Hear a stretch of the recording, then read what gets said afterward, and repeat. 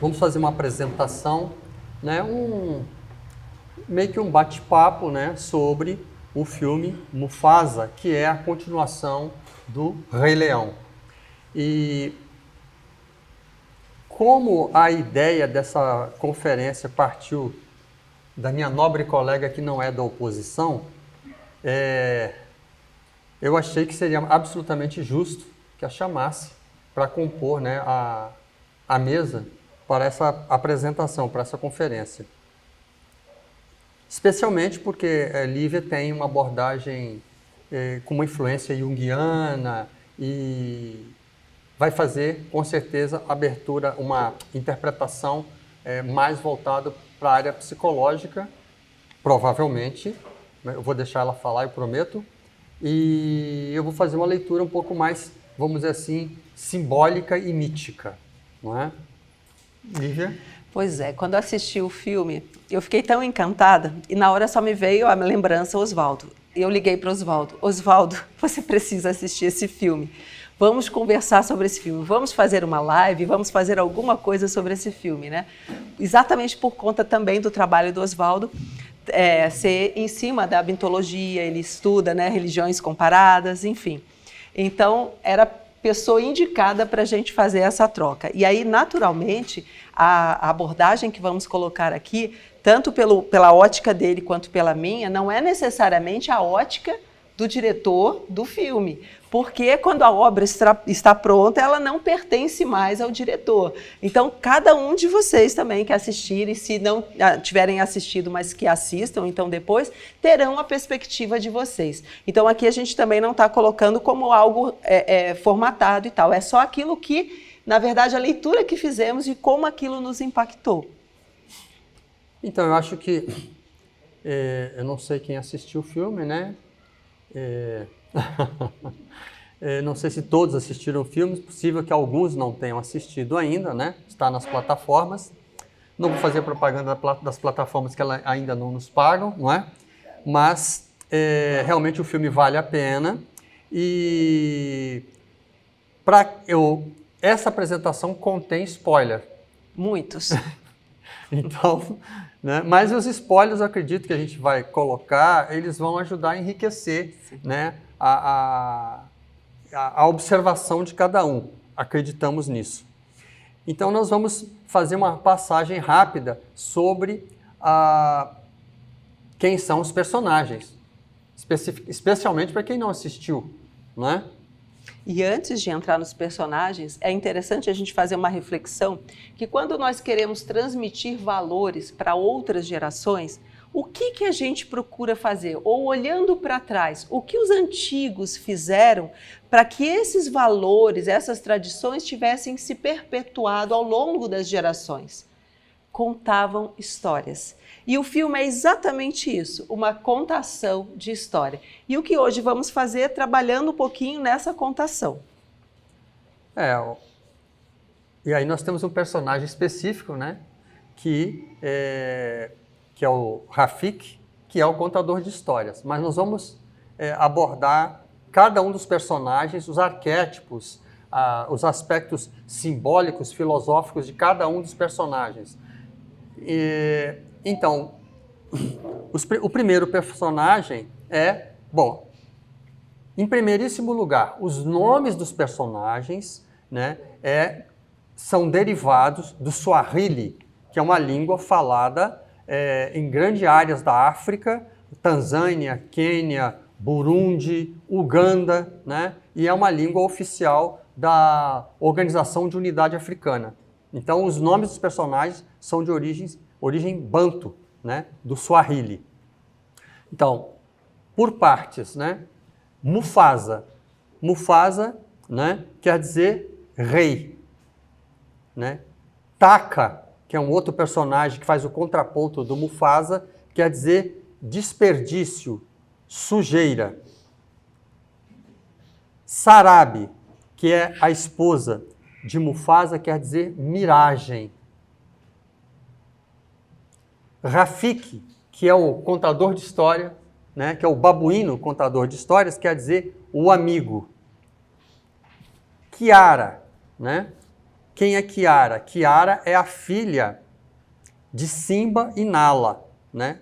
Simba é o filho do Mufasa, né? Kiara é a aprendiz do contador de histórias, que é o Rafiki, né? Timão e Pumba, né? O suricato e o javali, né? Então, Pumba quer dizer simplório e Timão é Timão, né? Zazu, aquele pássaro que voa no filme, sempre dando alerta, né? Quer dizer rápido, veloz. Aí nós vamos traçar em algum momento um paralelo com Hermes, né? Quiros, que é o leão ditador, que aparece no filme O Leão Branco, que aparece no Mufasa, né? O nome dele quer dizer senhor, né? Bom, aí nós vamos agora começar a examinar as imagens e a gente passo a palavra. E vocês podem, assim, analisar o filme pela perspectiva de cada personagem ou também imaginando esses personagens como elemento da própria psique. Ou seja, todos nós tendo todos esses personagens dentro de nós. E o interessante é que quando ele traz o Timão e o Pumba, né, traz o humor, né? Eles são bem atrapalhados, eles são divertidos, mas eles são leais. Então, olha um valor importante ali, né? Então, ao longo da história toda, ela é permeada, ela tem tragédia, ela tem, né, tem o drama, mas ela tem o humor ali também. Exatamente. Então, estes variados aspectos apresentados pelos animais estão dentro da nossa psique, né? Na verdade, até o Geoffrey Hudson faz no livro dele sobre a Bíblia, que é um autor teosófico, né? Ele mostra que vários elementos que aparecem na Bíblia, contados, né, na história bíblica, na verdade, que muitos daqueles elementos estariam presentes na própria psique humana. Então, isso que a Lívia está colocando é uma coisa muito importante quando se trata de autoobservação, de autoconhecimento, né? Então, nós vamos ao primeiro personagem, né? O primeiro personagem, os dois primeiros personagens, que são apresentados como irmãos, Mufasa e Taka, né? E o Taka, ele tem uma ambiguidade, né? Ele salva o Mufasa no início do filme, ele salva o Mufasa como um amigo e o considera um irmão, mas ao desenvolvimento do filme, enquanto um caminha na direção da luz, o outro parece que fica prisioneiro dos desejos, da ambição. Possivelmente, né, o Taka, que vai se transformar no Scar, recebeu uma influência muito grande paterna, né, do pai que diz que um grande rei pode mentir à vontade. E não é por aí. É interessante isso, porque a própria mãe, né, do Taka, ela questiona isso.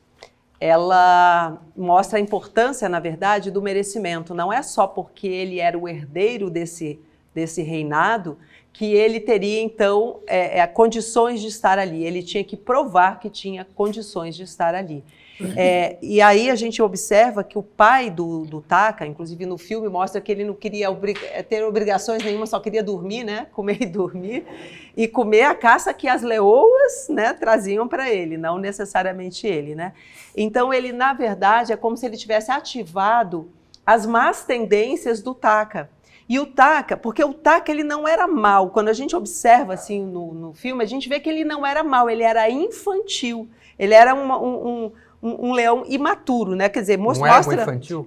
Exatamente, imaturo, né? Então, olhando para a gente, observando essas duas forças dentro de nós, que vai na direção dos impulsos, tanto que a gente vai passar por uma cena aqui que ele age por impulso e que vai dar o norte, né, para a vida dele. Quer dizer, toda vez que a gente age também por impulso na direção do que o ego, né, te orienta, a gente acaba se perdendo e se arrepende, né?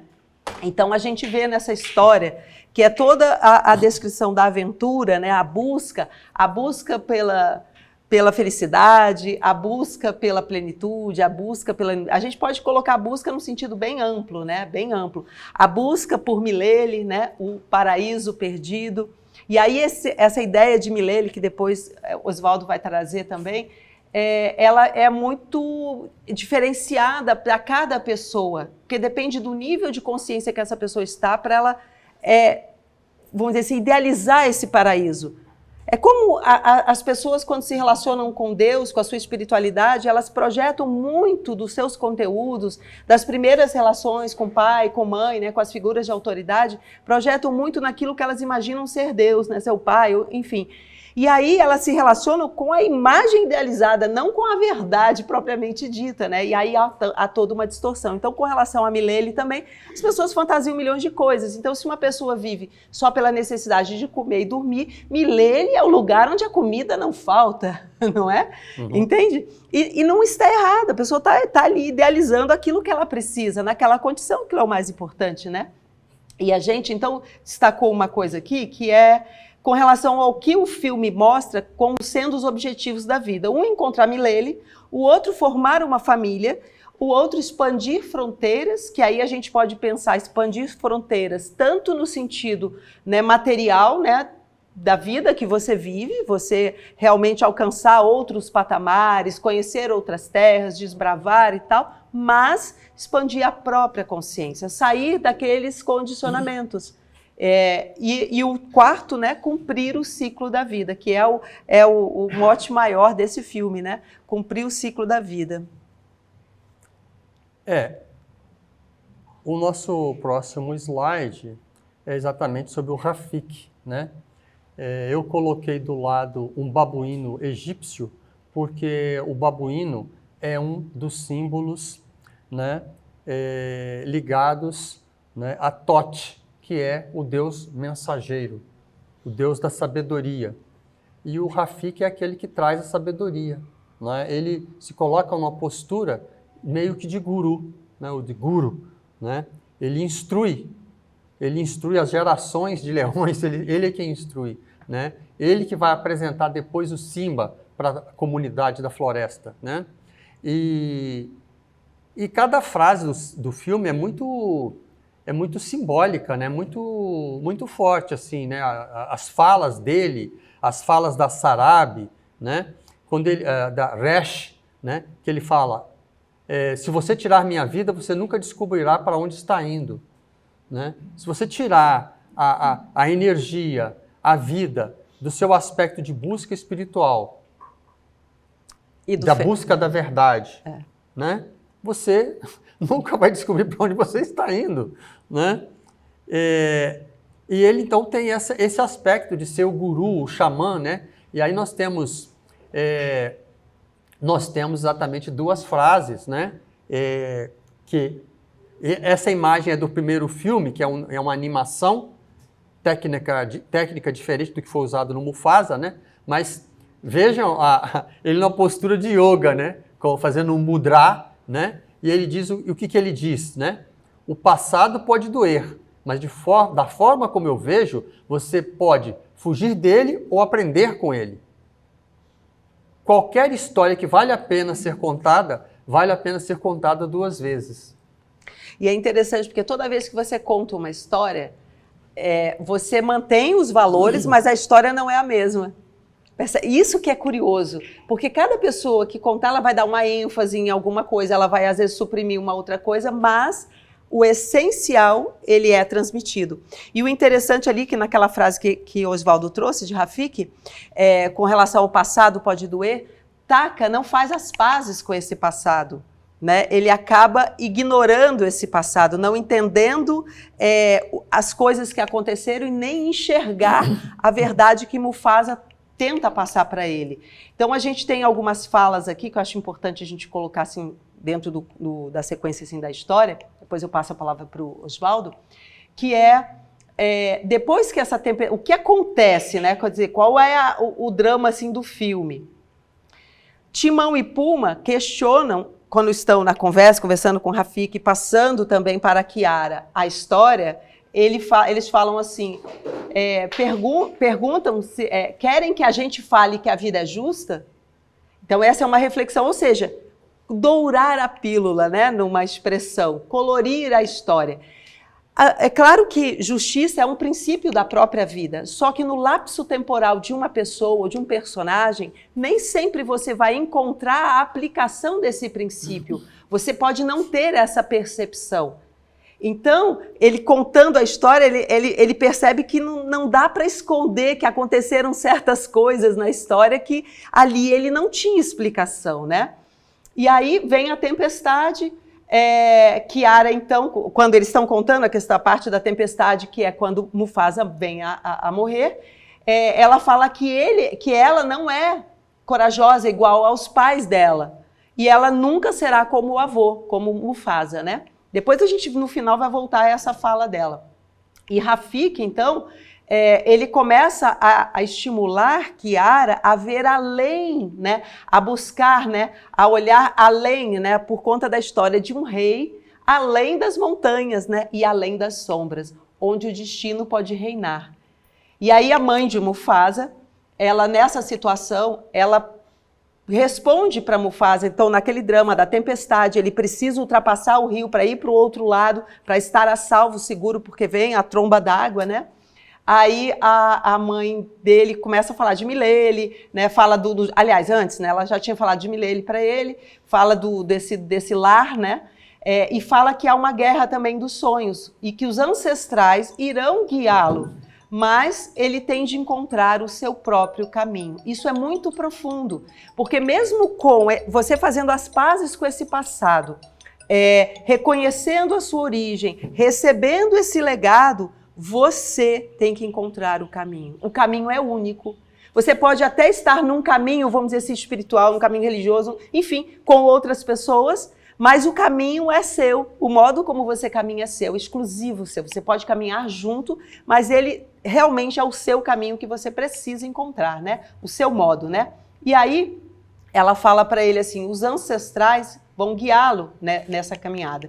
Nisso cai uma gota uma gota do céu e reflete a imagem de Mufasa. E Mufasa pergunta, tipo assim, o que é isso? Por que ele não se conhecia? Né? Então, aquela imagem dele refletida, né? É o que acontece com a gente. Às vezes a gente vê qualidades nas outras pessoas que a gente acha que nós não as possuímos. Você olha, se ilumina com aquilo que o outro também está espelhando. Não que o outro não tem, ele tem, por isso está espelhando, né, a sua realidade. Mas aquilo também está em você. Talvez não desperto, mas em potencial. E se você foi capaz de perceber, quer dizer que aquilo também é seu. Então a gente precisa de alguém, às vezes, que espelhe para nós. É essa figura, Rafiki, né? Mostrando esse potencial para nós. E aí, concluindo essa parte, a mãe então fala para ele que ele estava com medo, achando que ele não dava conta, porque ele era muito pequenininho, para cruzar aquela correnteza com a força daquelas águas, né, e tudo desmoronando. E aí a mãe fala para ele assim, vai Mufasa, siga a voz de sua mãe, você consegue. Então a gente aqui nessa fala, nessa postura dessa mãe, a gente tem 5 aspectos que são fundamentais para qualquer um de nós, vocês vão observar. Permissão para seguir. Ela deu permissão a ele para cruzar aquele rio. Chegou a arrepiar. Conexão com a origem, ou seja, ouça a voz de sua mãe. Conexão com a sua origem. Então aí você pode fazer uma reflexão com a conexão com a origem divina, né? Confiança no potencial do filho, ou seja, essa mãe evidenciou para esse filho que ela acreditava nele, no potencial dele. Isso é fundamental. Então, para nós que somos pais ou amigos, enfim, você externar para o outro que você confia que ele é capaz, não quer dizer que ele vai acertar no primeiro momento, mas ele é capaz. E o potencial dele, às vezes, vai se revelar lá na frente, depois de não sei quantos anos. Mas essa postura, essa sua atitude vai ser fundamental. Então aqui a gente já teve o terceiro, né, que foi a confiança. E a quarta é a estratégia, porque ela fala um passo de cada vez. Essa é a estratégia. Mas no afã da criança, do jovem, né, das almas imaturas, querem tudo para ontem. Querem acelerar o processo, às vezes, de uma maneira inadequada, né? Então ela dá a estratégia, um passo de cada vez. E a quinta é a proteção. Ela fala, você consegue, eu estou bem aqui. Olha que profundo isso. Então, sentir essa proteção, quer dizer, não importa onde você esteja, aquela força dos seus ancestrais te acompanha, aquela força espiritual te acompanha. Percebe? Olha que bonito. Então, são 5. Recapitulando, né? Permissão para seguir, conexão com a origem, confiança no potencial do filho, estratégia, ou seja, um passo de cada vez, e a proteção. Sentir-se protegido, amparado, não estar sozinho, né? E aí a aventura começa, né? Mufasa é levado pela correnteza e além de tudo, né, que ele conhecia, o pai morre tentando salvá-lo e o filme não mostra, diferente do primeiro filme que mostra, né, que ele morre, nesse filme não mostra, você subentende, sabe? E aí eu fico questionando se de repente era a questão do tabu com relação à morte, porque como é um filme lúdico para criança e tal, então a dificuldade às vezes de falar da morte, né, para criança, mas ora, se você está falando do ciclo da vida, você não pode suprimir a morte, né? Porque a morte ela ocorre inesperadamente, você não tem controle sobre isso, não é? Então, a importância, né, de falar sobre a morte, né? Então, no filme realmente não aparece. E aí vem aquela primeira situação que Taka o salva, rompendo a regra que no bando dele tinha, que ele não podia conversar com desgarrados. É interessante isso, é para não ter contaminação, né? Não ter contaminação. E aqui já encerrando essa parte, Mufasa fala então que ele não é um desgarrado, ele é apenas perdido. Como muitas vezes acontece com a gente, não é? De nos sentirmos perdidos. Muito bem. Essa explanação da Lívia foi bem interessante também, porque ela deu uma pincelada, né, em vários personagens. E eu vou continuar essa mostra dos personagens, né? Como a gente falou no primeiro slide, né? Kiara é a aprendiz, né? A Sarabi é o aspecto feminino, a intuição, né? É exatamente por isso que eu convidei a jovem ao meu lado para falar, né? Porque tem esse aspecto da intuição feminina sempre presente, né? Ignorar a intuição é fechar os olhos, né? É tatear no escuro.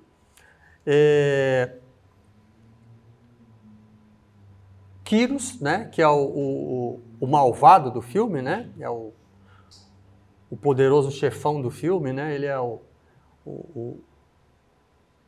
personagem que encara todos os aspectos negativos, né? Eu nem vou falar da alma do guerreiro, porque tem alguém que escreveu um livro sobre isso, né? Mas é o aspecto negativo do guerreiro, né? É a intolerância, a força bruta, indiscriminada, né? Sem ética, sem moralidade, né? É só expansionismo total, né? Aí os 2 bobos da corte, né? Timão e Pumba, o Zazu, né? Que, de certa forma, é um aspecto meio teofânico, né? Ele tem a visão do alto, né? É ele que observa tudo que está acontecendo e dá as notícias. Ele é o mensageiro, né? E aí, nós voltamos para o Mufasa, né? Essas águas represadas, né? Essa tromba d'água que o arrasta, né? Tem alguma coisa a ver com todos os aspectos emocionais, né? Que a Lívia tão bem costuma abordar, né? Porque a água é símbolo da emoção. Então, aquela represa arrebenta, né? As águas dos desejos, as águas da vida, arrastam ele, querendo ou não, né? Para uma aventura, né? Isso tem a ver com todo o processo de crescimento, né, que ele tem que enfrentar, a trajetória que ele tem que enfrentar, né? E a Lívia utilizou algumas vezes a expressão Milele, né, que é o paraíso dos leões, né? Para quem não assistiu o filme, né, aclarando um pouco mais, Milele é o paraíso para onde o Mufasa, né, está querendo se dirigir. E Milele, em Swahili, né, quer dizer para sempre. Milele quer dizer para sempre. Aí alguém pergunta, mas onde? Onde é que fica Milele? Aí a resposta, além do horizonte, em você e em mim. Onde está o paraíso? Onde está Zion? Onde está Shambhala? Né? Onde está a Shambhala, a famosa mítica, aspas, cidade do budismo tibetano? Onde está Shambhala? Né? Onde está Zion, né? de Matrix? Onde está o Axis Mundi, né? O eixo do mundo, a cidade sagrada, o paraíso? Além do horizonte, em você e em mim. Mais uma dica de que toda essa viagem, ela é o paraíso perdido, né? Aí, dos cristãos, ou da Bíblia, né? E que o reino de Deus está dentro, né? Nessa perspectiva, né? Então, a busca, ela é interior. A jornada, ela é interior. Tudo que a gente vê manifestado fora é reflexo do que acontece dentro. Por que nós temos tantas guerras nesse momento, lamentáveis? Por ambição, por egoísmo, por egolatria, por ignorância, né? Porque não há espaço externo, não há território externo que vá satisfazer o vazio interior. E é interessante a gente ver que o chamado para a aventura, ele acontece inesperadamente. Às vezes a gente pensa assim, eu vou entrar numa aventura, né? Essa não é a aventura que ele está trazendo, essa aventura simbólica, né, profunda, de autotransformação. Ela necessariamente precisa tirar você da zona de conforto, do conhecido. É sempre isso. Você vê que veio a tempestade, tirou ele do amparo, né, materno, paterno, quer dizer, tirou ele do universo que ele conhecia. E aí proporcionou uma série de situações. E depois ele vai viver com a família de Taka. Lá na família de Taka, o pai de Taka não aceita essa convivência de Mufasa com Taka. E sempre alerta o filho de que um dia Mufasa iria traí-lo, porque essa é a perspectiva que ele tinha por conta do poder, né? E ele tentava sempre que o filho exercesse as coisas e liderasse, mas não pelos meios adequados, né, corretos, né? E aí o pai de Taka relega Mufasa, então, ao convívio com as mulheres, né, com as fêmeas, porque não permitia que ele ficasse deitado na árvore que produzia sombra, que era onde ele, o rei, ficava. Tudo bem, absolutamente compreensível, né? Porque ele era, em tese, um forasteiro, né? Não era do bando. Então, assim, até por uma questão de sobrevivência, você tem que colocar o outro lá, ter um cuidado com esse outro que chega. Quem é esse outro? Vai ter uma alquimia ali, né? Ninguém passa indiferente a um outro que chega, né? E aí ele vai viver com as fêmeas. Ao viver com as fêmeas, Mufasa desenvolve habilidades que ele não possuía. Ou seja, ele dá um salto. E aí, numa linguagem junguiana, ele desenvolve o que é a ânima, o aspecto feminino. E ele, então, ele equilibra aquela natureza animal, o olhar do macho, né, para incorporar a sensibilidade e a intuição da fêmea. E ele aprende a ouvir, né, que é algo que normalmente os machos, até tem uma fala no filme, né, que é interessante, depois a gente volta a ela. Né, Oswaldo? Sim, e aí nós vamos colocar algumas das frases da madrasta, que no caso, né, a Resh é uma boa drasta, né? Ela dá drasta. Enquanto o leão, o macho do bando, que dorme no seu trono na sombra das árvores, né, ele incita o filho a não perder o controle da situação. A Resh, que é a leoa, né, mãe do Taka, ela aconselha, né, o Mufasa com os melhores conselhos possíveis. Mas nós vamos falar sobre isso imediatamente, mas eu chamo atenção para o cartaz, né, em tela do filme, aonde a gente colocou, nós fizemos algumas observações, né? O Rafiki, né, é a memória ancestral, o storyteller, né, o contador de história. Os egos infantis, diversão e comida, Timão e Pumba, né? A visão do alto, Zazu, né? A sombra, o ego ferido, né? Taka, que depois vai se transformar em Scar, ou seja, cicatriz. E o leãozinho, né? O filhote, no limiar do chamado para a aventura. E quais são os conselhos que a Resh, que a mãe leoa, né? Esse chamado para a aventura, né? Esse chamado para a aventura tem a ver com o monomito do herói colocado por nosso mestre Joseph Campbell. Né? Mas a Resh coloca algumas observações, né, para o Mufasa. Você se perde para encontrar o caminho. Aí me lembrou João Guimarães Rosa, né, que diz o seguinte: você morre para provar que nasceu. É outro mestre, né? E a Resh fala para ele: feche os olhos. Não é porque nós temos aqui pessoas ligadas ao mindfulness, né, ao Vipassana, que eu estou colocando isso, gente, mas é o que aparece no filme. Feche os olhos. O que você ouve e sente? Limpa seus pensamentos e se concentre. A jornada não é um sonho.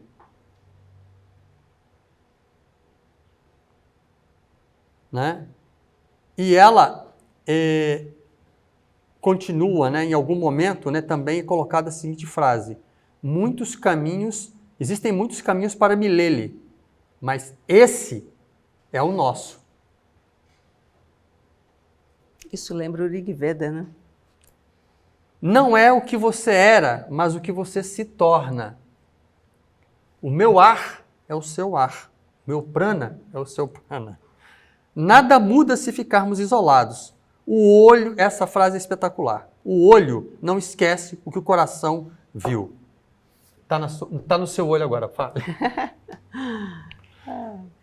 É interessante pegar umas falas também de Rashi, que ela fala para o filho, né, para Taka, também numa situação em que eles passam por uma dificuldade, então vem esse bando, né, do mal, enfim, para lutar contra eles, e quem defende a mãe é o próprio Mufasa, e não o Taka se acovarda.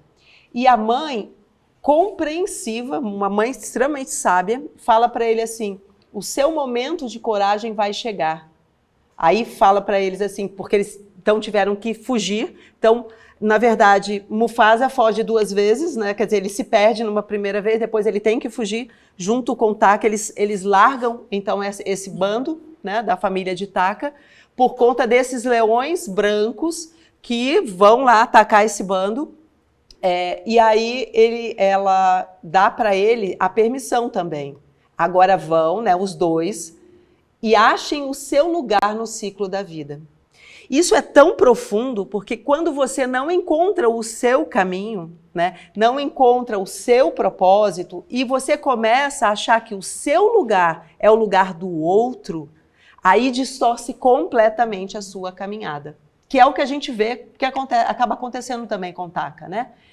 Então isso serve para nós, um alerta, que você não pode ser o que você não é. Porque às vezes, é como a gente às vezes comenta, né, numa orquestra, se todos quiserem ser o maestro, não tem orquestra. E o que acontece é que às vezes, por conta do glamour do cargo, né, a pessoa acha que é mais importante se ela for, né, um maestro. Quando, na verdade, para a orquestra acontecer, todos são necessários. E isso é bacana, a gente perceber isso. Quer dizer, são coisas óbvias, mas que ficou muito bonito isso no filme, sabe?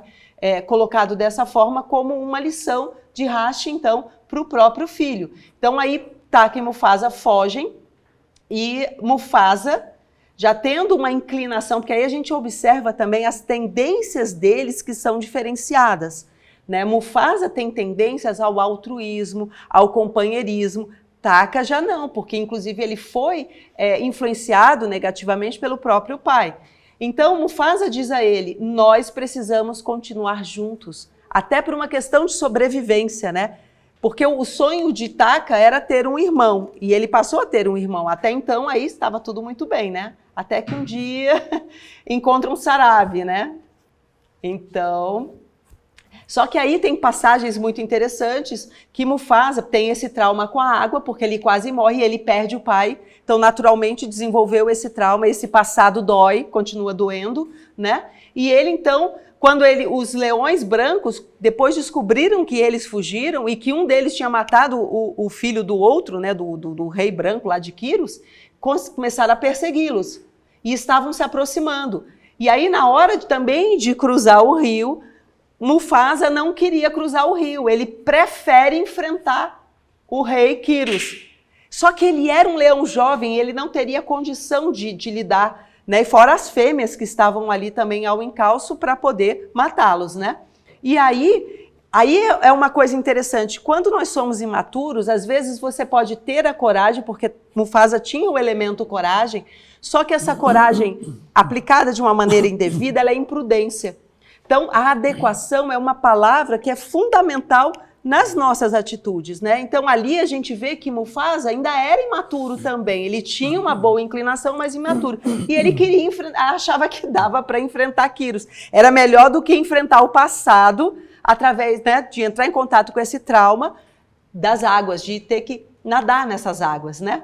E aí, o que acontece? Taka vem novamente e o salva. Empurra ele e os dois pulam na cachoeira. Olha que interessante. Então já é o segundo momento que Taka salva Mufasa. Porque ali Mufasa estava inadequado. Não tinha, aquela solução que ele estava dando não era a solução, né? E aí, posteriormente a isso, os dois caminhantes conseguem sair da situação, né? Mas os leões continuam no encalço deles, ou seja, a perseguição continua, a guerra espiritual continua, né?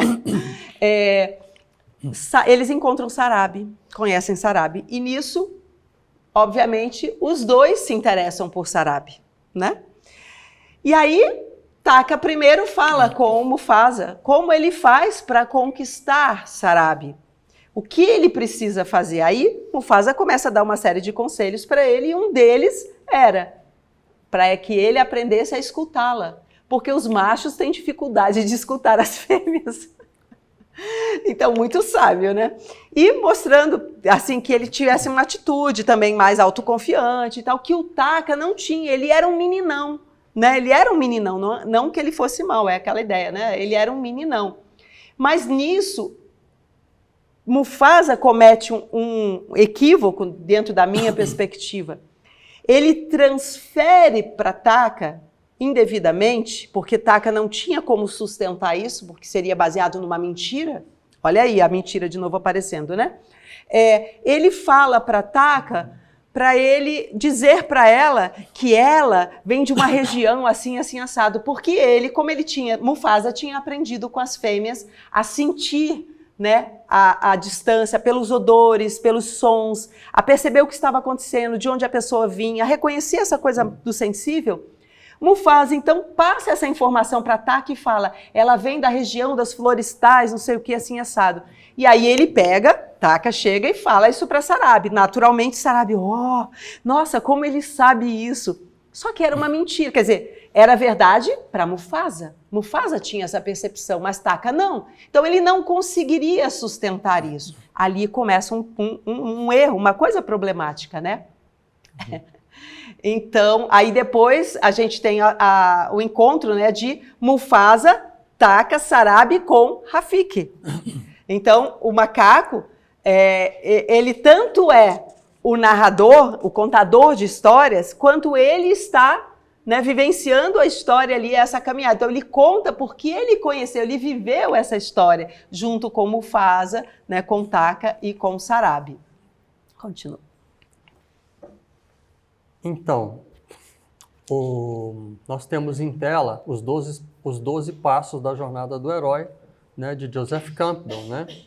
E como essa conferência será gravada, todos poderão parar a conferência nesse ponto e examinar este mapa, né, que é o mapa do desenvolvimento, né, da gênese do herói, como todos os heróis passeiam por essas etapas, né? Então você tem o status quo cotidiano, quando os leões estão com seus pais, no seu bando, está tudo ok. Aí tem o chamado para aventura inesperado, como colocou a Lívia, nem sempre esperado, muitas vezes inesperado, né? Que é uma tromba d'água que carrega o leãozinho, né? Aí você tem a recusa do chamado, né? O medo de avançar, de continuar para um território inóspito, desconhecido. Aí você tem um mentor, que no caso aí foi, de certa forma, uma mentora, né? A Resh, né? Aí você tem a primeira travessia, você tem várias etapas. Aí tem os testes com os aliados e inimigos, os testes contra Kyros, o aliado inicial que é o Taka, né? Aí você tem a aproximação da caverna oculta, né? Que é a aproximação do local onde você vai encontrar o dragão, né? Aí no caso você vai encontrar um leão branco, né? Você tem uma aprovação, a aprovação mais difícil, a aprovação suprema, né? Você tem a recompensa, né? O herói se recupera, aí ele faz o caminho de volta, a ressurreição, né? E o retorno com o elixir. Na verdade, é a história do filho pródigo, né? O filho pródigo que sai da casa paterna onde tem tudo e passa por uma série de apertos e problemas, né, na sua trajetória até que ele aprende a lição e volta à casa paterna. Mas o filho pródigo, se ele é bem sucedido, ele nunca volta à casa paterna como ele saiu, não é? Ele volta vitorioso, ele volta com um nível de consciência superior. É o que acontece com o Mufasa. Eu coloquei aqui algumas das frases que a Lívia já tocou, né? Nós temos que continuar a nossa trajetória, né? A nossa trajetória de autoconhecimento, porque nós devemos isso uns aos outros, né? Eu não vou me curvar ao mal, devemos lutar juntos, mas se não for possível lutar juntos, nós vamos lutar individualmente, né? Porque não vamos nos curvar ao mal. Quando eles retornarem, né? Quando os leões retornarem, né? O círculo da vida trará uma bênção para você. Isso você nunca vai esquecer, né? E eu chamo a atenção sobre essa questão da frase, né? O olho não esquece o que o coração viu. Então, o olho não esquece o que o coração viu é uma frase sintomática e tem uma história que mostra isso, que aconteceu com aquele menino, Carl Gustav Jung, né? Quando ele esteve pela primeira vez na América, ele foi visitar uma tribo indígena dos índios Hopi, né? Que são muito famosos, né? Por sua sabedoria ancestral. E aí, um chefe chamado Lago da Montanha, conversando com o Jung, disse assim, os brancos são muito estranhos, eles são muito inquietos, não ficam sossegados. Aí, eles são loucos, né? Aí o Jung disse, mas por que você acha que eles são loucos? Porque os brancos, o índio falando, os brancos nos disseram que eles pensam aqui. Eles pensam, os brancos pensam aqui. Aí o Jung falou, mas e vocês? Vocês pensam onde? Ele apontou o coração. Então é uma visão completamente diferente daquele que vive em harmonia com a natureza, daquele que secciona, corta, analisa, pesa, mede cientificamente cada detalhe, né? A ciência é importante? Óbvio que a ciência é importante, né? Quando eu vou ao dentista, eu me lembro da ciência, que bom que tem, né? Mas a ciência, ela explica muita coisa, mas ela não dá significado. Isso é muito diferente, né? Se você pegar uma receita de bolo e ler a receita de bolo, você jamais vai saber o sabor do bolo pronto. Impossível, especialmente se você nunca comeu um bolo na vida, né? É completamente diferente. E encerrando essa referência que eu acho muito importante ao coração, né?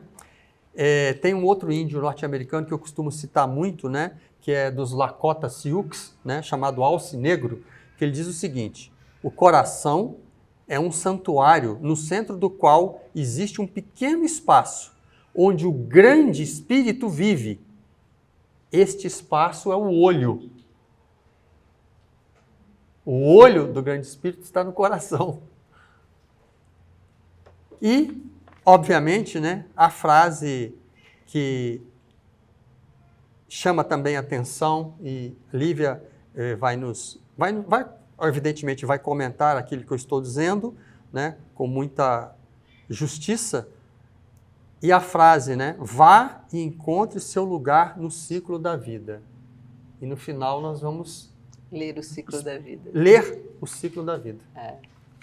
Interessante que nessa colocação do Oswaldo com relação ao coração, tem uma fala do Rafiki que ele fala assim, falando, né, para o Mufasa, não é o que eu vejo, é o que eu sinto, né, apontando ao coração, como o Oswaldo falou. E a pergunta é, Mufasa, o que você sente aí dentro?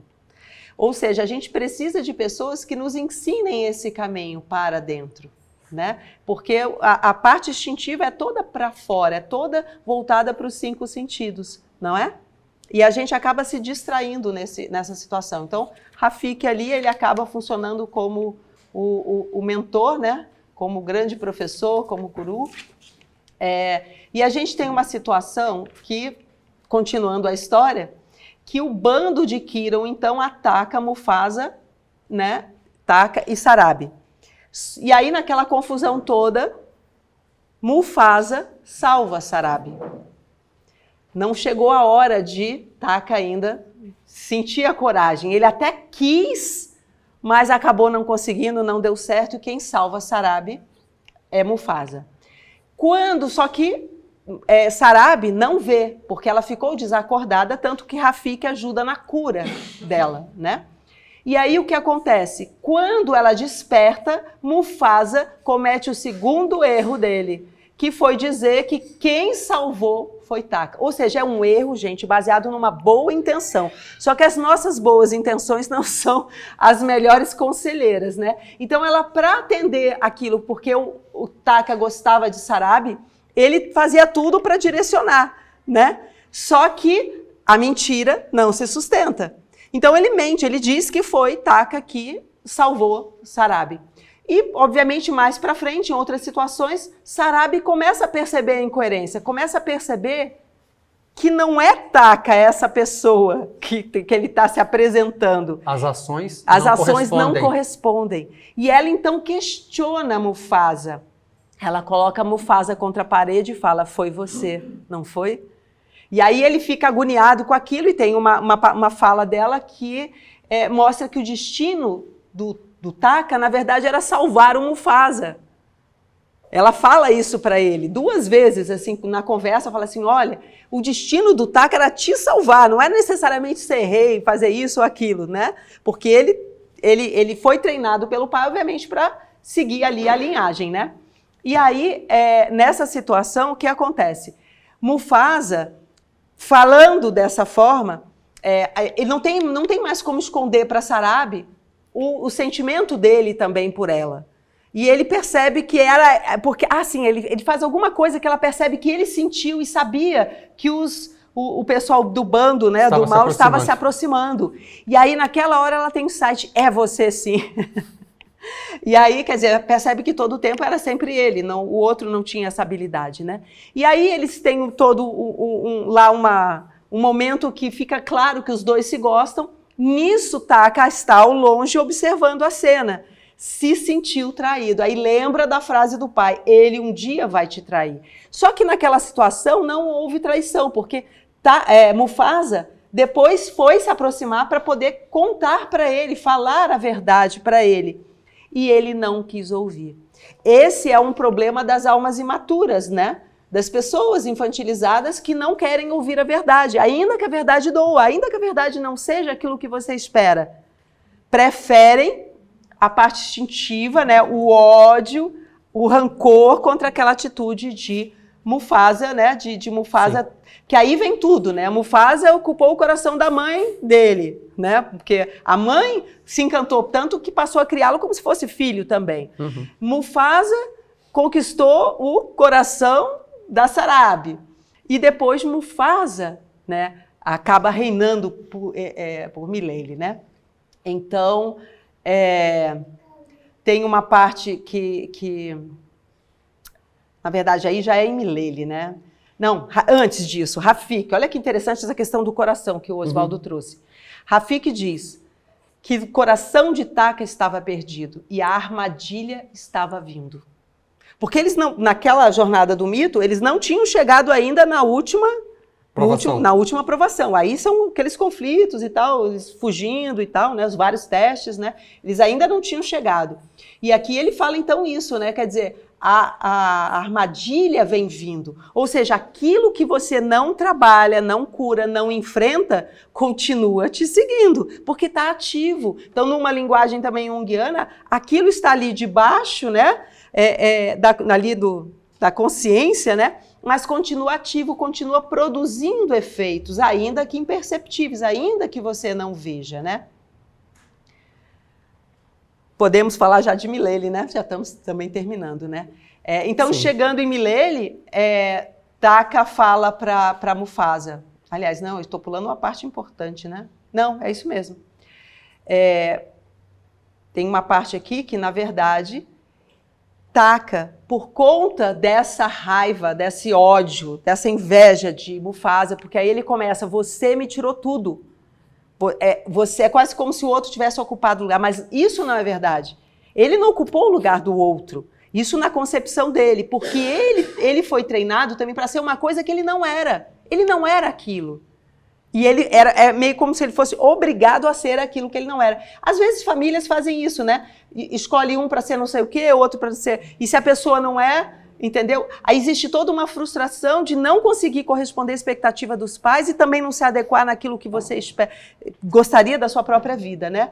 Então, por se sentir traído, Taka, então, resolve se vingar. E aí ele corre e vai se juntar ao bando de Kiron, o bando que estava ali para atacá-los, né? E aí faz aliança com eles, ou seja, ele age por impulso, né? E faz aliança com o mal. Com o mal, exatamente. Então, assim, se você observar assim no sentido, toda vez que você for fazer uma escolha, qual é o princípio que está ali norteando essa sua escolha? O seu ego, né?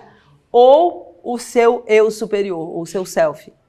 Isso é importante a gente, né, avaliar. É Taka ou é Mufasa, né? E aí, eles enfim, se enfrentam lá e, na verdade, eles estão indo, né? Mufasa está à frente, indo para Milele, eles alcançam Milele. Então, aqui nesse contexto, Milele, além de ser também um lugar no coração, é também um local onde eles têm um pouco mais de provisões, de alegria, etc. E todos podem viver, né, fraternalmente. E aí, lá em Milele, Taka vira para Mufasa e fala a frase típica dos invejosos. Você conseguiu, você sempre consegue. E com aquele jeitinho assim, amarelo, sabe aquele sorriso amarelo, né? Com aquele ódio, né? Então, Rafik, eles lá em Milele, Rafik procurava o irmão. E é interessante porque nessa procura do irmão, Rafik também era banido. O Rafik foi banido do bando dele. Era incompreendido. Porque ele era diferente, ele era incompreendido. E antes de Rafik, havia o irmão de Rafik que foi banido por ter uma perna que não funcionava. Olha que profundo isso. Então, quando você vê uma sociedade que não aceita a diferença, não aceita a fragilidade do outro, não aceita, né, a deficiência, o que ela faz? Ou ela mata, ou ela bane. Quer dizer, é uma outra morte, é a morte psíquica, né? E ela fez isso com esse irmão de Rafik. E Rafik queria encontrar Milele porque ele queria encontrar o irmão que foi banido também. E o interessante é que, chegando lá, ele percebe que Mufasa era o irmão também que ele buscava. Né? Ele encontra essa afinidade de almas e aquilo que ele buscava também estava ao lado dele. Que é uma coisa simbólica também, que às vezes a gente busca tão longe algo e algo já está ali ao nosso lado, né? Então, essa reflexão sobre essa questão da deficiência, ela passa ali meio que rapidamente, mas é um ponto importante para a gente questionar. Porque quanto mais evoluída uma sociedade mais facilmente, e quando eu falo evoluída em termos de princípios, não é evoluída tecnologicamente. Porque quando é evoluída em termos de princípios, você acolhe a diferença, tem lugar para todos, né, no ciclo da vida. Você faz com que o outro possa se reconhecer também de valor.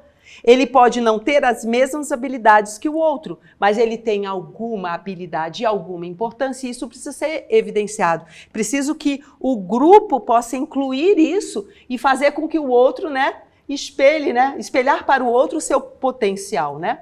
Então, isso é uma reflexão importante. E aqui a gente também já finalizando. Quer dizer, gente, seria sem fim, tá?